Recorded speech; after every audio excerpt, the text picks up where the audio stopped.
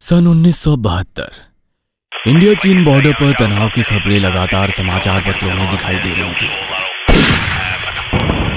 भारतीय सेना को भी अलर्ट जारी कर दिया गया था कि वे सतर्क रहें। इसी गर्मा गर्मी के माहौल में एक दिन भारतीय सेना को चीनी सेना का एक पत्र मिलता है।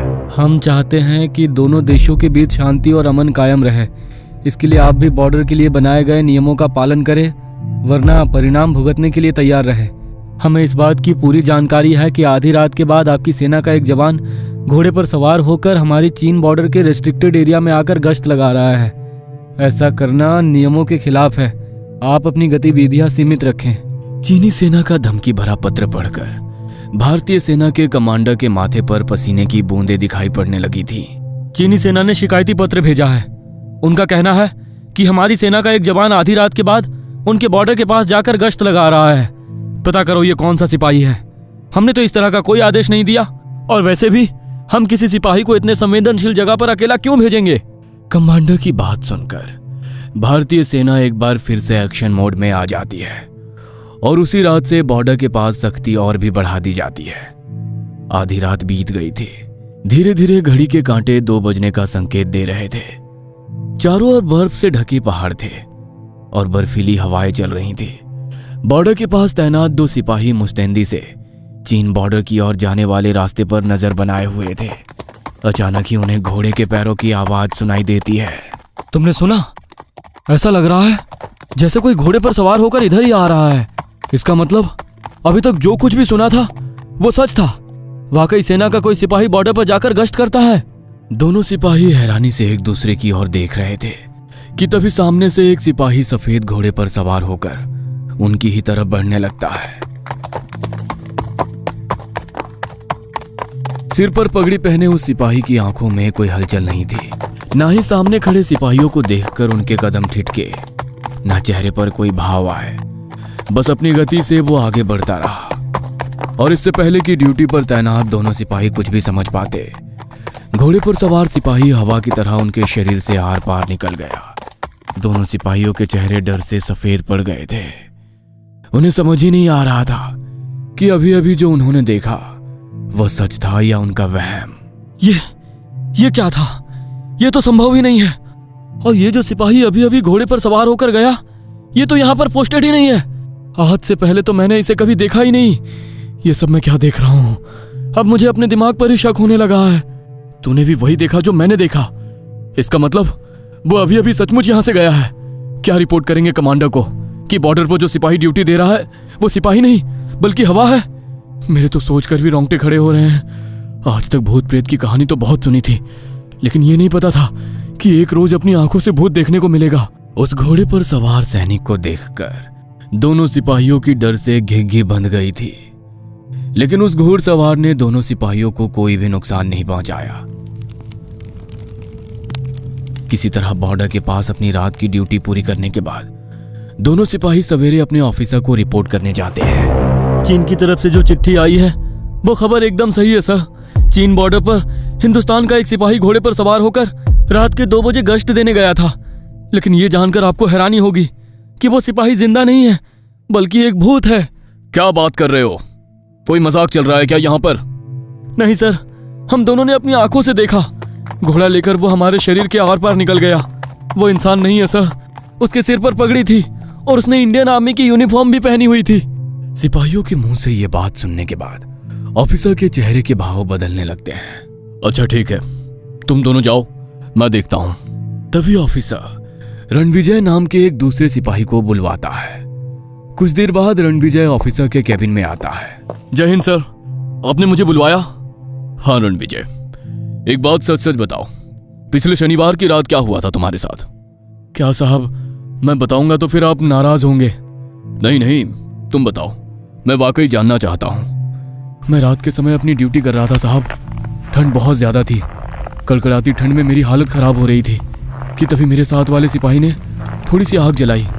आग की गर्मी मिलने से मेरी हल्की सी आंख लग गई। अगले ही पल मैंने महसूस किया जैसे किसी ने मेरे मुंह पर जोरदार तमाचा मारा हो।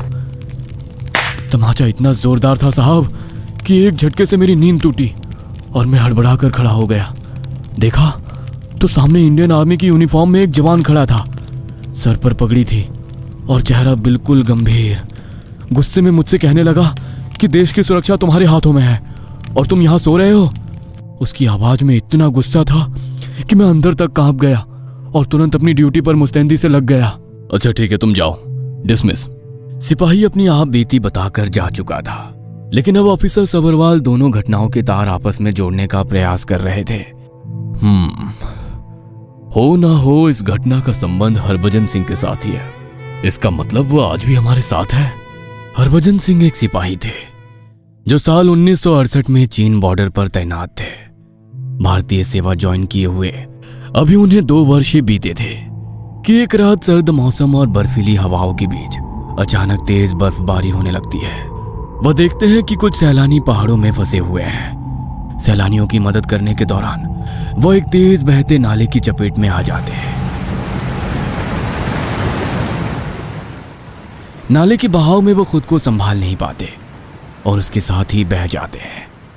आधी रात के समय अचानक हरभजन सिंह के गायब हो जाने के कारण भारतीय सेना ने यही समझा कि शायद हरभजन सिंह सेना छोड़कर भाग गए हैं। सेना ने 1-2 दिन उन्हें आसपास के इलाके में ढूंढा, लेकिन जब उनका कोई पता नहीं लगा तो सेना की तरफ से उन्हें भगोड़ा घोषित कर दिया गया।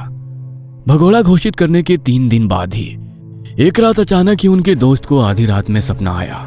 सपने में, मुझे भगोड़ा समझने की गलती मत करना, मैं तो उस रात सैलानियों की मदद करने के दौरान नाले में बह गया था। अगर यकीन ना हो तो नदी के मुहाने पर जाकर देखो, वहीं पर मेरी बॉडी और राइफल मिल जाएगी। इतना कहकर हरभजन सिंह अचानक गायब हो जाते हैं और उनके दोस्त का सपना टूट जाता है। यह तो एक सपना था, लेकिन मुझे ऐसा क्यों लग रहा है जैसे सचमुच अभी अभी हरभजन यही था, जैसे उसने वाकई में मुझे अपने होने का एहसास दिलाया हो। हरभजन सिंह के दोस्त का दिल अभी भी ये मानने को तैयार नहीं था कि वो भगोड़ा है, इसलिए सपने वाली बात वो अपने साथियों और ऑफिसर को बताता है। सपने की सच्चाई को परखने के लिए वो लोग एक सर्च ऑपरेशन चलाते हैं। उन सभी की हैरानी का कोई ठिकाना नहीं रहता जब उन्हें वाकई हरभजन सिंह की लाश और उनकी राइफल ठीक उसी स्थान पर मिलती है जहां पर उन्होंने सपने में आकर अपने दोस्त को बताया था।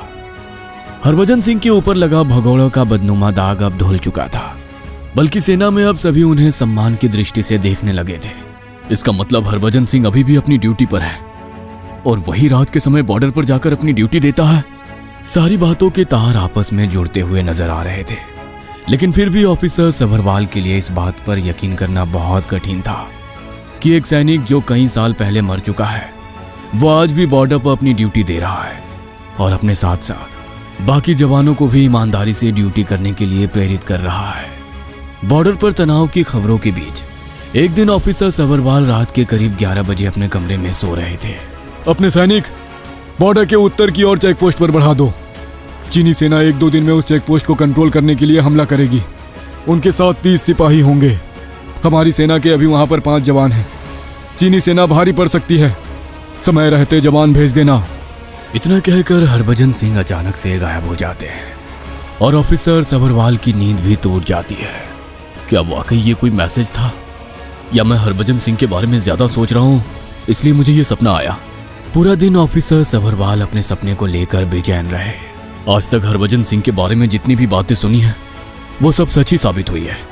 हो सकता है ये भी हरभजन सिंह की कोई मैसेज ही हो।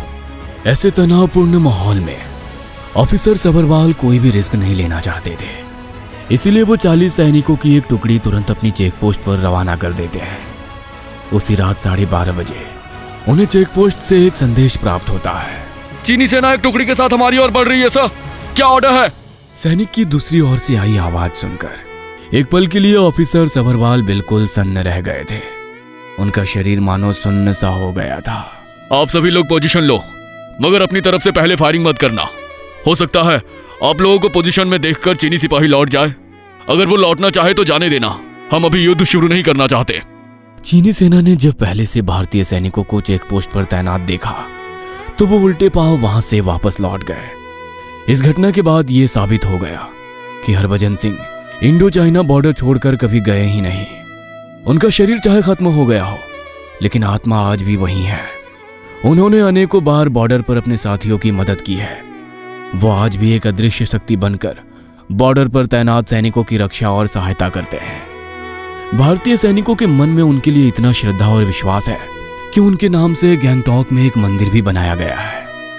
एक सच्चे देशभक्त को देश सेवा करने से मौत भी नहीं रोक सकती। बाबा हरभजन सिंह की देश के प्रति भाव देखकर भारतीय सेना ने एक बार फिर उनकी तनख्वाह और भत्ते वापस शुरू कर दिए और उन्हें एक आम सैनिक की तरह पोस्टिंग और छुट्टी भी दी जाने लगी।